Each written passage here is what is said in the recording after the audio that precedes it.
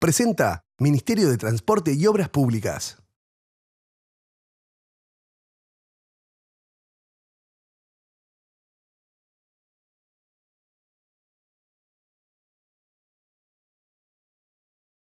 La línea de lubricantes ANCAP evolucionó para seguir dándote la confianza de siempre. Mejor agarre, mayor precisión, más información, nuevos productos, nuevos envases.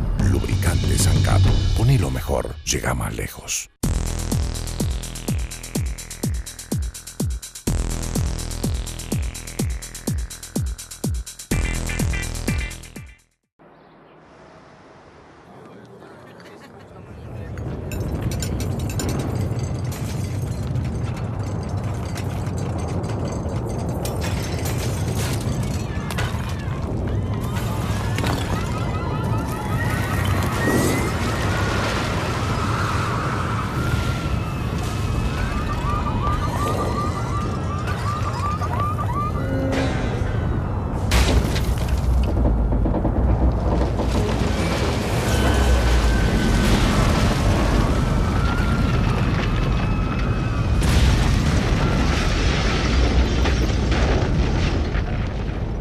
En Uruguay no hay terremotos, pero en el último año murieron en nuestro país en accidentes de tránsito más personas que en el terremoto de Chile del año 2010. Nosotros podemos prevenirlo. Respetemos las normas de tránsito. ¿Qué tal, amigos? Ya pasaron 7 días y digo, para Dani además, creo que va a ser la última posibilidad en la que estemos sentados así para la apertura del programa, porque Leticia ya ha vuelto de viaje y se va a reintegrar seguramente la semana que viene. Sí, y está bueno, Jorge. Bueno, mi especialidad son las motos. Yo no soy un conductor de televisión, pero por supuesto es un placer compartirlo contigo. Bueno, gracias, Dani. Este es un programa que tenemos una información bastante diversa, ¿no? Porque, bueno, recurrimos una vez más a una periodista importante, que ya lo hacemos en unos instantes nada más.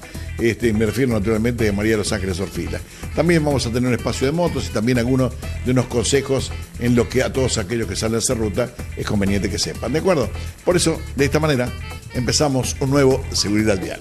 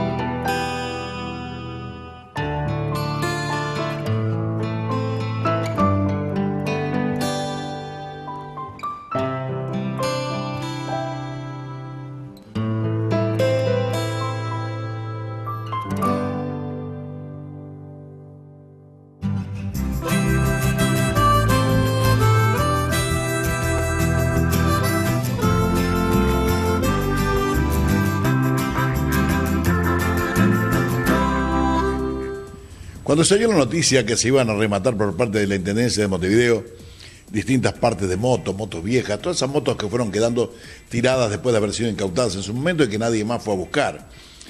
Lo primero que pensamos con Dani, dijimos: qué barbaridad, esto vuelve al mercado de una manera o de otra, esto va a facilitar la delincuencia, puede facilitar, bueno, un sinfín de cosas, directamente, si fuera todo legal, la venta de elementos usados de mala calidad y, bueno, y en deterioro absoluto, y volver como repuesto, ¿verdad? Pero bueno, leyendo una nota del diario El Observador que había escrito María Orfila, las cosas no son tan así como yo le estoy contando, y seguramente hubo la idea general de la Intendencia fue otra, y naturalmente, sin que sepamos hoy día el resultado, de cualquier manera, un volumen tan grande no podía ser absorbido por cualquiera para entrar directamente al mercado, ¿sí? Así que, María, un gusto, y bueno, como siempre, vamos a charlar un poquito en detalle de la profundidad de la nota con respecto a este tema, ¿verdad? Sí, el tema de los remates de motocicletas y de automóviles que organiza la Intendencia Municipal de Montevideo, quizás llama la atención porque este año hablamos de 2017 motos más 54 vehículos. Yo fui a verlo cuando estuvo abierto al público para el depósito de la unidad de bienes muebles de la Intendencia, y era una montaña de motos, que lo que llama la atención es que no son motos viejas. Hay de todo. Hay de todo y hay motos muy nuevas. Los autos sí eran autos viejos, abollados, oxidados. No había nada rescatable. Pero las motos, uno veía una montaña de toneladas de motos con vehículos muy nuevos. A uno le llama la atención el volumen, pero según la Intendencia eso es un remate de todos los años. ¿Por qué? Porque el tema de la incautación de motos es lo que se da cotidianamente. Toda esa montaña de motocicletas nada más estuvo guardada 2 años en el depósito municipal. En ese plazo sus propietarios no la quisieron recuperar. El problema es por el precio de una moto. La moto más barata en el mercado ronda entre los 600 y los $700. Y esas motos, al ser incautadas, si la persona fue parada por un inspector por manejar sin casco, sin libreta y con alcohol, con una concentración de alcohol en sangre superior al límite permitido por la ley, ya tiene el valor de la moto nueva comprada en el mercado. Se despreocupa de ese vehículo viejo. Y hay otros factores más, seguramente ahí también hay cantidad de... Leían en la nota que motos con los números que la identifican, digamos, limados, eso es histórico, ha pasado siempre con todo lo robado, tanto en el chasis como en el motor, se cambian para tratar de evitar la identificación. Pero sí, tú me decías antes, pues yo reclamé en algún momento, decir cómo este tema no se lo venden directamente en una fundición, como hacen con las armas, cuando van a un lugar, se ve la fundición en ese momento, y naturalmente los que compran esos es en el caso, por ejemplo, Laisa, ¿verdad? Sí, históricamente esa empresa siempre fue la que va a ese tipo de remates y que compra las toneladas de motos. Por ley está establecido que esas motos no pueden volver al mercado como moto para salir a circular, sino que deben ser convertidas en chatarra para evitar esa mala práctica que tú estás diciendo. Está bien, sí, de cualquier manera cuando se da como resto los automóviles por el Banco de Seguros también pasa lo mismo, los autos no pueden volver a ser empadronados, pero naturalmente se genera un mercado paralelo, un mercado negro de repuestos y de autopartes que, bueno, puede facilitar, y pensando mal, digamos, es el tema de la delincuencia. Y pensando bien, en el mejor de los casos, que entre a un mercado de repuestos en una calidad que sea absolutamente deficiente y no conveniente, en un momento en el que estamos peleando y luchando por el tema de los accidentes. Tú me decís, habitualmente compro Laisa, pero podría comprar cualquiera si esto fue abierto al público para observar y para participar en un remate. Sí, por supuesto, estaba abierto al público durante 2 días antes del remate, que fue los primeros días de junio, para ir y ver la mercadería. No solo se remataban las motos y los vehículos, sino también los vehículos sí se remataban individualmente. El lote completo era de motos y después había un montón de muebles y artículos de hogar provenientes de desalojo. Entonces eso se abría al público, podrías haber ido tú, podría haber ido yo y hacer una oferta y llevarnos la mercadería que quisiéramos. A veces lo incomprensible es que se junten tantas toneladas, ¿no?, de las motos, que en realidad, y en su momento se le pudo haber dado otro tipo de utilidad. Hay elementos o situaciones o lugares en el gobierno que por ahí necesitan vehículos y había motos en muy buen estado, que supongo yo que en periodos mucho más breves se podía haber considerado abandonadas, ¿verdad? Digo, antes de convertirse en chatarras, porque motos, como tú decías, que son buenas, o mejor dicho, eran buenas y ahora están en estado calamitoso, ¿no? Claro, la normativa indica que hay que esperar 2 años. Habría que plantear acortar esos tiempos. Pero hablando de la delincuencia, un dato que me daban del personal del depósito de la Intendencia es que promedio por fin de semana en los operativos antipicadas se incautan entre 60 y 80 motos. Y en general se calcula, porque eso es cálculo, una estimación del personal de la Intendencia, es que la mitad en general de las motos incautadas en alguna oportunidad fue utilizada para cometer algún delito. Y se ve mucho eso de el número borrado o el número adulterado. Pues son motos robadas del tema, ¿no? Sí. Ahora, en la investigación que te hiciste, ¿quedó limitado al tema del remate de la Intendencia de Montevideo o averiguaste por ahí? Porque estamos hablando de Montevideo y el país tiene 18 departamentos más. Sí, el tema de la acumulación de motos incautadas es igual en todos los departamentos. Me acuerdo del año pasado que hice una nota con el director de tránsito de la Intendencia de Maldonado y comentaba lo mismo, que se satura el espacio que tienen para guardar los vehículos incautados, se satura rápidamente por el nivel de decomisación que hay todos los fines de semana. Bueno, vamos a suponer que a lo mejor en el resto del país tienen una cantidad aproximada de lo que se junta en Montevideo, de acuerdo a la cantidad de población, ¿de acuerdo? No sé, capaz que el porcentaje de motos en ciudades del interior es bastante más amplio que la que se utilizan en Montevideo, ¿no? Pero bueno, ahí estamos. María de los Ángeles, gracias por esta nota, pero de cualquier manera, ahora después de unos consejos comerciales vamos a volver contigo para hablar de otro tema que también apareció en el diario El Observador.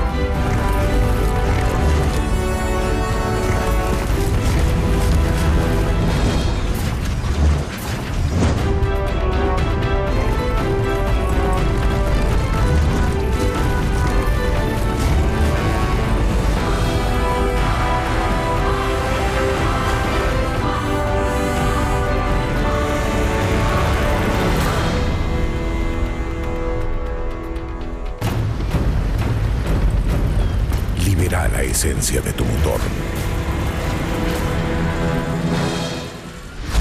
Lubricantes ANCAP. Ponelo mejor. Llega más lejos. Cuando la mirás, te quedás sin palabras. Cuando te dicen el precio, no lo podés creer. Y además, tiene respaldo mundial.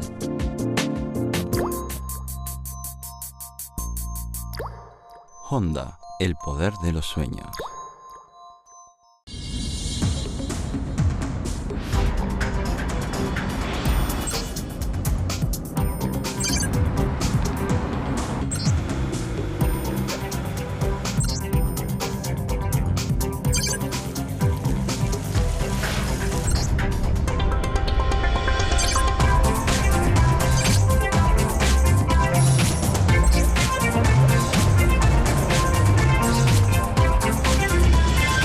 Bienvenido al Automóvil Club del Uruguay, el club más grande del país. Presenta Ministerio de Transporte y Obras Públicas. Son muchas las veces que me he encontrado con algún televidente que me pregunta ¿cómo es o cuánto es la multa si te encuentran con alcohol? ¿Cuánto demorás en recuperar la libreta? ¿Cuáles son los exámenes? Y pocos me preguntan qué es lo que dice la ley con respecto a esto y qué es lo que, además de la parte económica, nos podría recaer como infractores de una ley que pretende ser muy severa, bueno, con una temática que todos conocemos, es mejorar la calidad de vida, disminuir los accidentes y fundamentalmente desanimar o desalentar a todos aquellos que aparentemente son vocacionalmente infractores. María de los Ángeles, otra nota más en el diario El Observador de las buenas que estás acostumbrada. Bueno, el tema de las espirometrías positivas es un tema muy complejo de abordar. Lo que hicimos en el diario fue un estudio desde noviembre, desde el 2013 hasta los primeros días de mayo del 2014, de aquellas espirometrías positivas cuyos infractores fueron enviados al juzgado de faltas.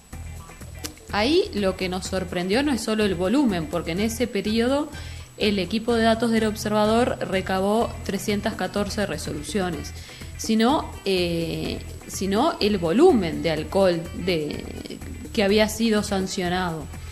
Estamos hablando que la mayoría, más de 3 de cada 10 de esos infractores, estaban manejando con un alcohol en sangre de 1,5 para arriba, cuando el límite máximo permitido es 0,3, pero para la ley de faltas es 1,2 gramos de alcohol por litro de sangre. ¿Qué representa ese 1,5? Representa una conducción que se conoce como conducción altamente peligrosa. Entonces podemos concluir que la mayoría de los conductores alcoholizados que fueron parados por un inspector y sancionados por esa falta, estaban manejando con una concentración de alcohol muchísimo más de lo permitido y con una condición física que hace que la conducción sea altamente peligrosa para sí mismo, para el acompañante y para los demás. Y lo que nos llamó la atención es la cantidad de personas que tenían más de 2,5 e incluso más de 3 gramos por litro de sangre. Del punto de vista médico, se considera que una persona con 3 gramos de alcohol por litro de sangre está en la zona que se llama la conducción imposible. Y sin embargo, de 314 personas, 17 tenían más de 3 gramos de alcohol. Inclusive el máximo, si no recuerdo mal, era 3,83. Qué disparate. Yo de cualquier manera, yo no sé si ustedes están siguiendo lo que está diciendo María de los Ángeles. La ley dice claramente 0,3. El Tribunal de Faltas es mucho más amplio y considerado y solamente actúa con 1,2, o sea, 4 veces más lo que se pena, digamos, lo que dice una CEP y lo que dice la ley con respecto a de qué manera hay que fiscalizar. Quiero decir que con hasta 1 es un trámite administrativo y una multa que se arregla con plata. Pasando de 1,2, el Tribunal de Faltas le va a decir a usted, además de la multa en plata, seguramente cuáles serán las tareas comunitarias o lo que se decida con respecto a este tema. No me parece muy razonable, no me parece demasiado racional que se proceda de esa manera. Y por otra parte, esto que tú me estás contando, y que yo lo leo en el diario El Observador, porque lo compro para leer notas tuyas, entre otras cosas, porque sé de tu trabajo de investigadora, realmente por qué no se hace público, pero público, digamos, comprando espacios en todos los medios para que la difusión sea tan importante que todos sepamos cuántos son los infractores o los graciosos que manejan en ese estado y qué es lo que le causan los problemas que traen para la sociedad, que en muchos de los casos terminan con la pérdida de vida y con gastos que la sociedad no debería asumir.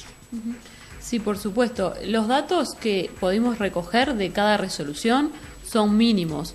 Ahí sí figura el nombre que a los efectos del diario, bueno, habría que discutir si habría que publicarlos o no, pero ahí tomamos la fecha, tomamos la cantidad de alcohol y la esquina en la que fue parado por ese inspector. Ahí descubrimos que, bueno, no hay sorpresas. Sábado y domingo son los días que tienen más cantidad. Pero aquí hay otro tema.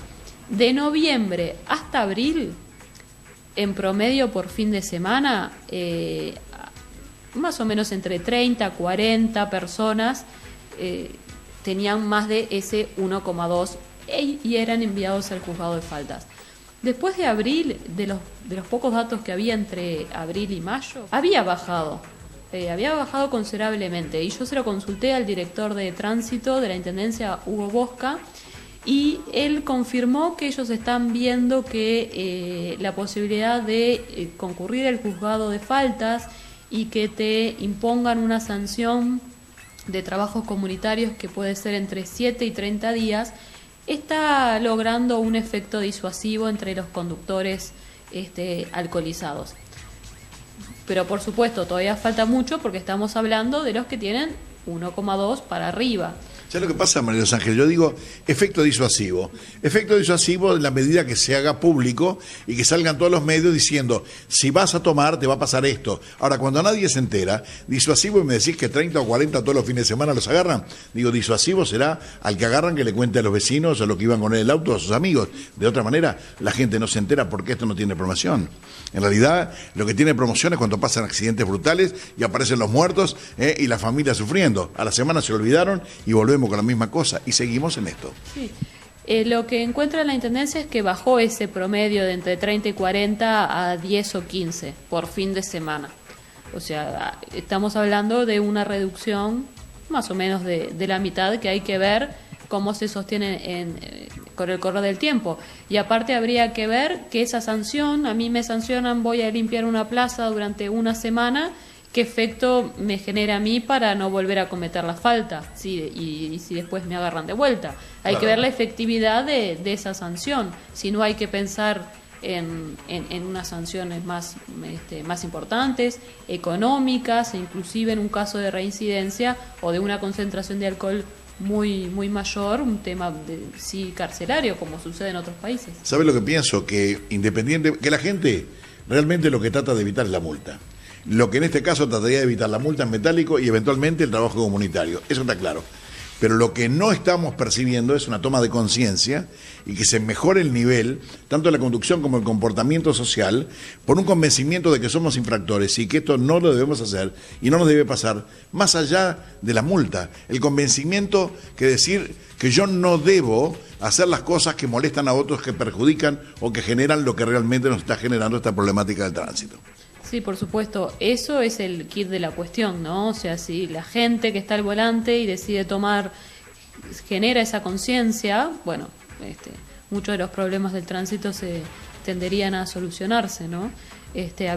Vamos a ver si a la larga la intervención de los juzgados de faltas consigue sus objetivos o no. María de los Ángeles, no te voy a preguntar ahora, mejor que sea una sorpresa, cuál va a ser la próxima nota que vas a hacer. Yo voy a seguir buscando el observador para encontrar tus notas, ¿de acuerdo? Sí, y seguramente no faltará mucho tiempo que nos volvamos a encontrar, que volvamos a invitarte a participar con nosotros como integrante del staff prácticamente, con las notas importantes y de contenido realmente valioso que nosotros nos encargamos de difundir, ¿de acuerdo? Muchas gracias por estar con nosotros. No, gracias a vos, encantada. Bueno, gracias.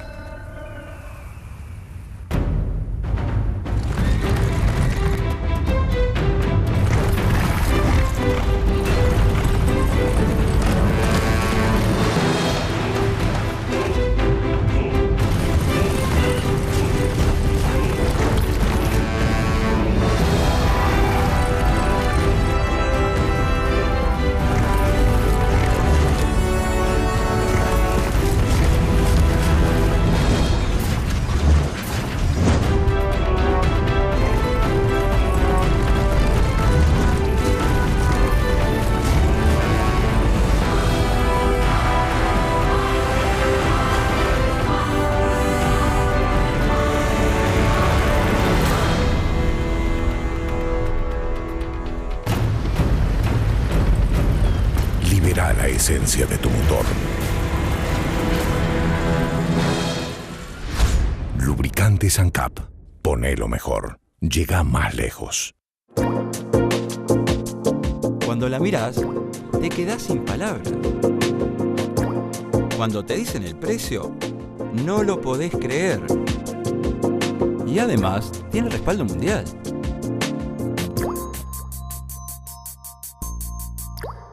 Honda, el poder de los sueños.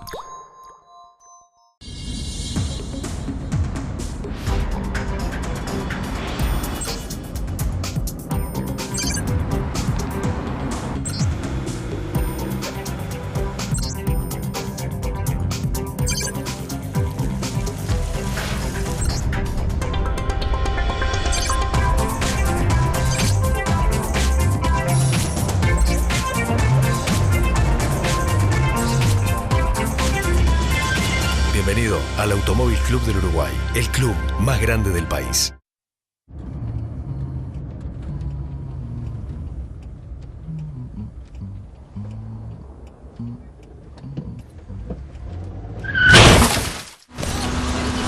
How close does a biker have to be before you see them? Here. Here. Or here. At a junction, look, then look again. Think, take longer to look for bikes. Motos y motociclistas manejando en condiciones adversas. Me refiero a lluvia. La opinión autorizada, Daniel Rosich.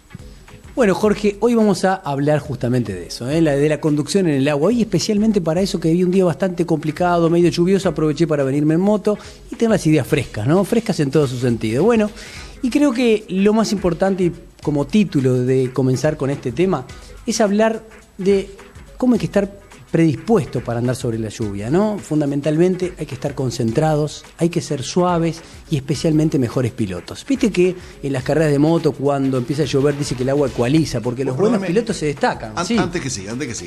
Vos me estás diciendo que más allá que aquellos que los agarra el agua cuando ya salieron con la moto y se encuentran sorpresivamente en condiciones adversas, o también le vas a hacer una recomendación para todos aquellos que antes no se animaban y ahora si llueve van igual. Exactamente. No hay que tenerle miedo a la lluvia. En la lluvia, por supuesto que, hay que tomar determinados resguardos, que es lo que vamos a hablar hoy. Vamos a hablar de qué hay que hacer para manejar en mejores condiciones sobre la lluvia. Pero tú bien decías que cuando uno, por ejemplo, sale, ya tiene que ir medio preparado, porque si hoy, por suerte, felizmente, hay mucha información sobre el clima, ya uno puede saber qué es lo que va a pasar, si va a empezar a llover, si no va a empezar a llover. Entonces, uno se tiene que preparar. Y para eso, por supuesto, hay un equipamiento fantástico, ¿no? Hoy tenemos camperas, pantalones, botas especiales, todo que se puede andar perfectamente bajo lluvia, porque lo repetimos incansablemente, una de las condiciones fundamentales para el motociclista es estar cómodo, estar en un estado de confort, porque si uno se siente realmente mojado, que no puede manejar sus manos, no puede manejar sus pies, es muy difícil conducir una motocicleta. Entonces es importante que uno esté realmente muy cómodo. Y para eso, repito, hay prendas muy buenas, muy lindas y muy suaves además, que no quedamos en un estado rígido, que nos permite manejar con absoluta comodidad. Dani, yo de cualquier manera, más allá que lo que tú decís, y eso lo tengo clarísimo, el equipamiento es fundamental, estamos en condiciones inmejorables para solucionar un problema que se nos puede presentar. Pero digo, hay cosas que son de real y de vital importancia, que es el conocimiento pleno, el estado del camino por donde estamos circulando. Y siempre pongo el ejemplo, y es el mismo para autos y para motos. Pavimento negro brillante sugiere resbaladizo y pavimento negro mate sugiere superficie abrasiva. Y me refiero a las carreteras, ¿sí? Que son normalmente de asfalto negro, pero que no es la misma cosa una que brilla que otra que es mate, ¿verdad? Sin duda, Jorge, sobre todo esa diferencia que tenemos que tener clara en estar sobre asfalto y a veces sobre el pavimento, sobre ese pavimento blanco que también cambia muchísimo las condiciones de la motocicleta, sobre todo desde el grip del neumático sobre el asfalto. Y tenemos que tomar, por supuesto, dentro de los consejos era saber que cuando, por ejemplo, tenemos pintura en el piso, bandas, por ejemplo, que pueden ser de una cebra, distintas pinturas, señalizaciones que están en el asfalto que son muy importantes de tratar o evitar pisarlas, porque esas pinturas, por supuesto, disminuyen la calidad del grip que tenemos sobre el asfalto. Es importante también es en el sentido que van esas rayas. Si vamos en el mismo sentido que las rayas, tratar de cruzarlas y no ir sobre ellas. Las que cruzamos en forma perpendicular, se pasan en pocos segundos, es poco el tiempo que el neumático toma contacto con la pintura. También hay que tomar en cuenta que es muy importante las tapas de alcantarilla, las tapas de alcantarilla de hierro, esas son muy, muy peligrosas para los motociclistas, sobre todo en invierno, porque a veces se forma escarcha sobre esas tapas, y esa escarcha, por supuesto, que son así, tremendas para pisarlas con la moto levemente inclinada o en un ejercicio de frenado. Y cuando hablamos de frenado, tenemos que repetir incansablemente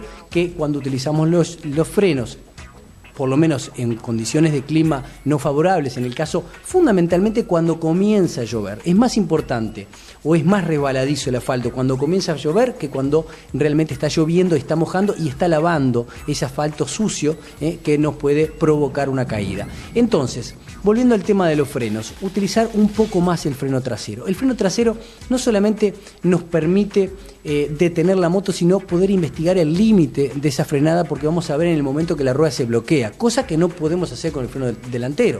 El freno delantero, si se llega a bloquear, sería realmente preocupante y sería una caída. Pero bueno que aclaremos que lo que está diciendo es un poco más de freno trasero, pero eso no quiere decir que dejemos de frenar con la rueda delantera. No, hay que seguir frenando con la rueda delantera con esa forma que explicamos también de hacerlo en dos tiempos. En un primer tiempo, comprimir suavemente la leva del freno delantero para que la horquilla se hunda y después aumentar esa presión. Te digo, porque es importante saberlo. Se pierde un 15% de frenado en agua que en el asfalto. O sea, no es una pérdida total. La gente tiene, por eso vamos a hablar un poco ese del tema de los miedos.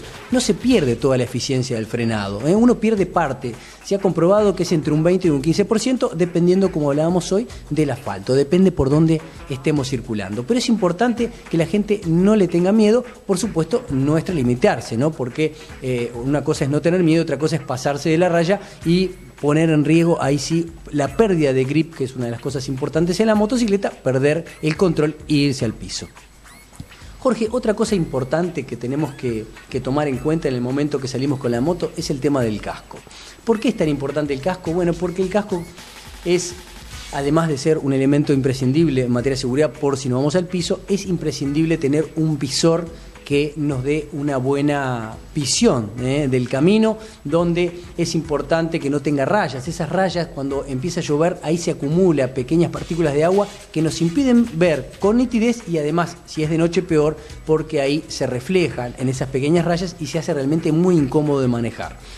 Es importante que esa mica esté o ese visor esté perfectamente limpio. Es aconsejable también utilizar algún tipo de spray que hay hoy, que ya vienen aditivos especiales para mica, que no solamente impiden que se empañe, sino que además que las gotitas de agua cuando golpean contra el visor se desparramen rápidamente y tengamos una visión, la verdad, casi perfecta. Porque con un buen visor y un elemento de ese tipo de químico que permite que el agua, no permite que el agua se adhiera a la mica, se ve muy pero muy bien. Y yo te agrego, Dani, que una vez hablamos del tema de los lentes amarillos para determinadas horas del día, con niebla o cuando estaba empezando a oscurecer, o digamos en el día nomás, cuando el sol ya no sale, cuando hay tormenta, lo que aumenta la visión, tener lentes amarillos, y lo mismo trasladado al visor. Te digo porque en los autos de carrera se usan viseras amarillas, y es otra cosa, es como estar a plena luz del día con el sol brillando realmente. Sí, tú decías los visores amarillos. Bueno, por supuesto no podemos hablar de visores oscuros. En días de lluvia, lo más claros posible.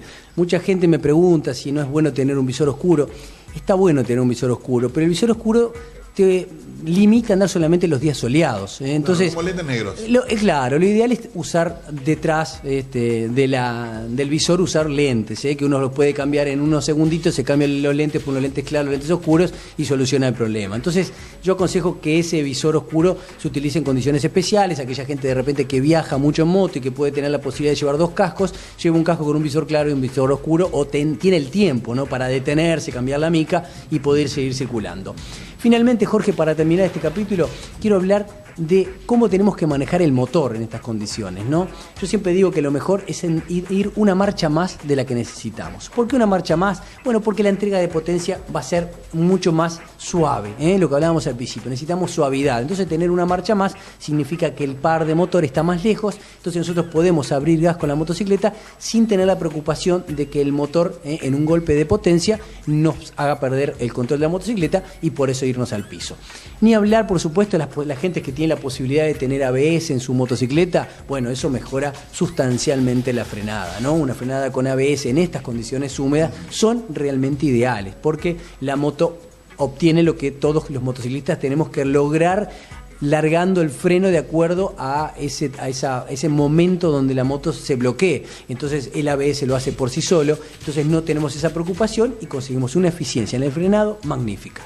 Bueno, gracias, Dani. Un comentario para disfrutar, realmente importante para los motociclistas.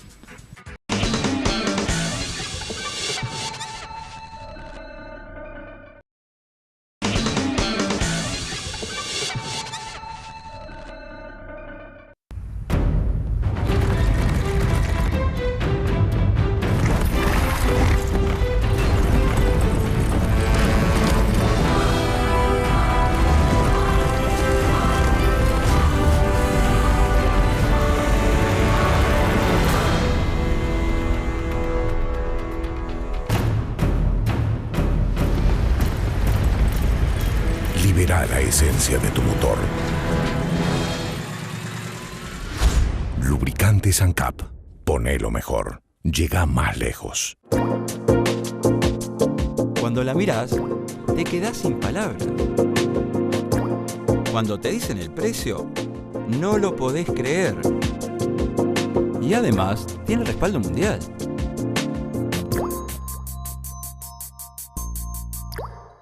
Honda, el poder de los sueños.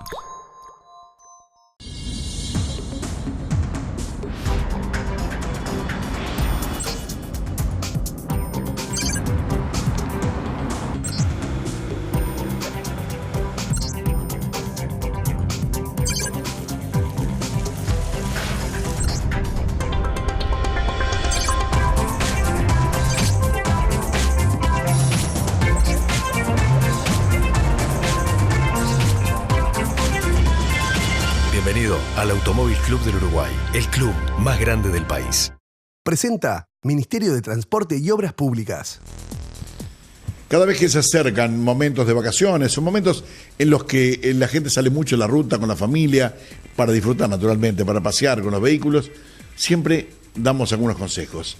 Tratamos de transmitir no solamente en lo que respecta a la conducción, sino, entre otras cosas, recordando o parafraseando aquello que decía la Dirección General de Tráfico de España, y recuerda: la salud de tu coche aumenta tu seguridad. Por eso, Dani, vamos a compartir en este momento una charla con Nicolás Rosso. Eres un colaborador de Automóvil Club del Uruguay y realmente darnos consejos que son por demás importantes.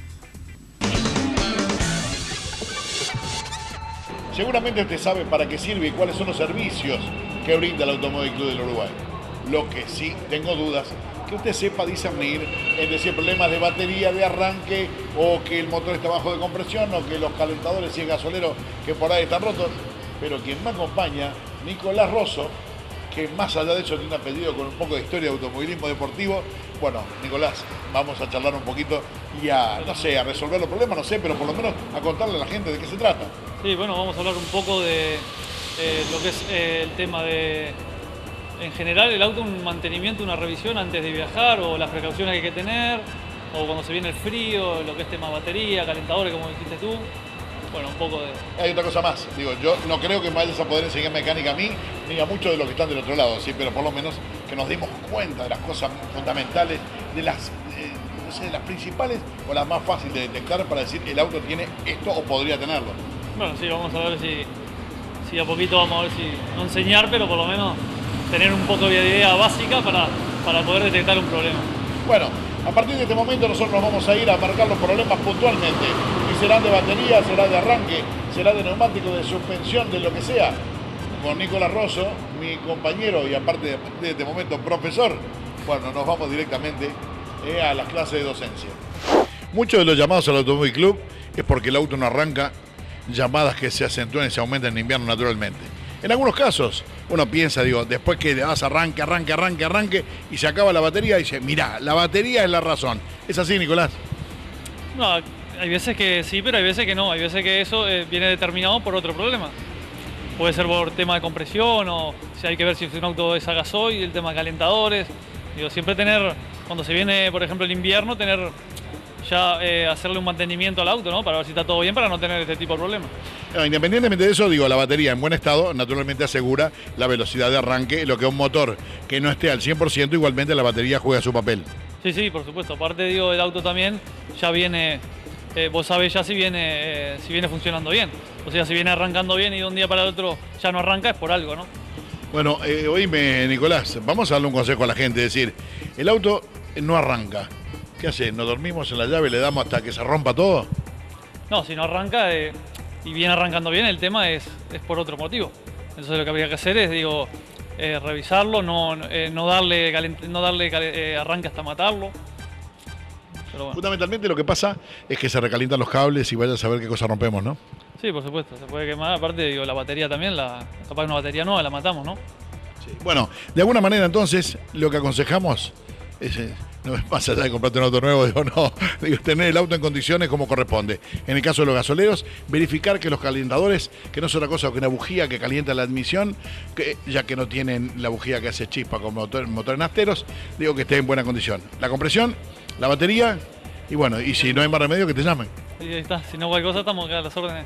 Bueno, Macanudo, cuidado con la instalación eléctrica, ¿de acuerdo? Bien, seguiremos con los consejos desde el Automóvil Club del Uruguay.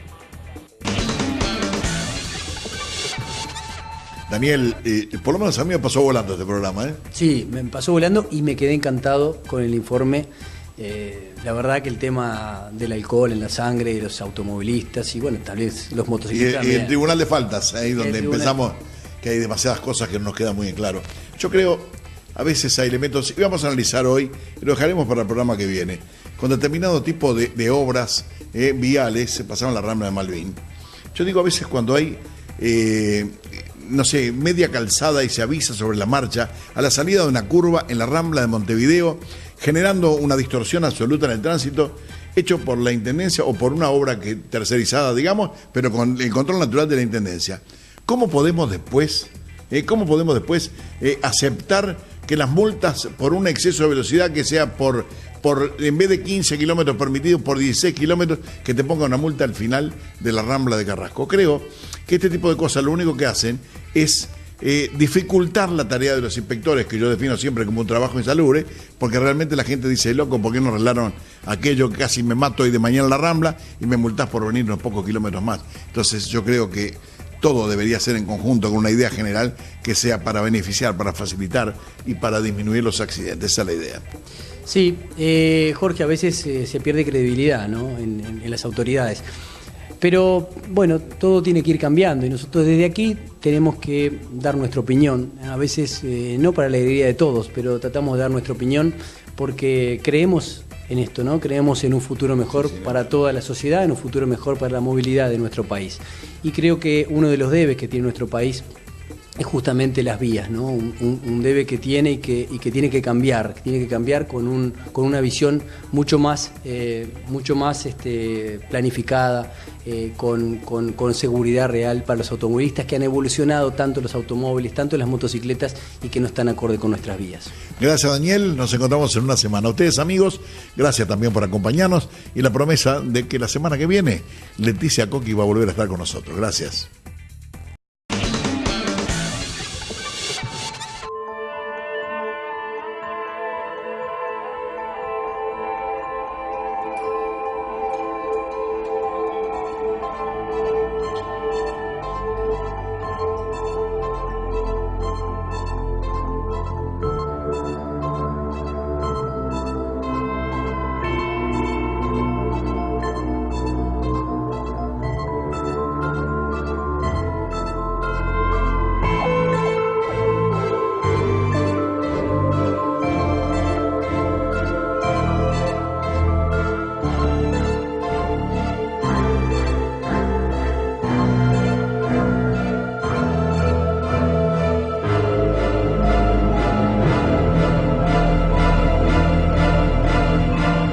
Manejar mal no siempre mata.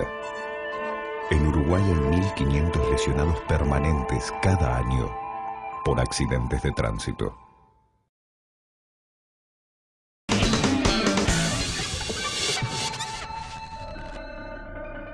Presentó Ministerio de Transporte y Obras Públicas.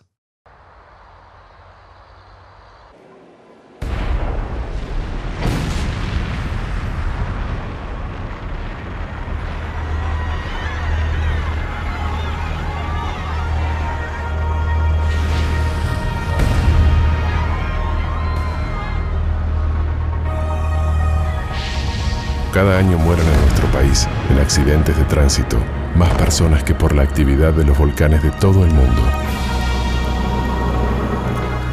Nosotros podemos prevenirlo. Respetemos las normas de tránsito. La línea de lubricantes ANCAP evolucionó para seguir dándote la confianza de siempre. Mejor agarre, mayor precisión, más información, nuevos productos, nuevos envases. Lubricantes ANCAP. Ponelo mejor, llega más lejos.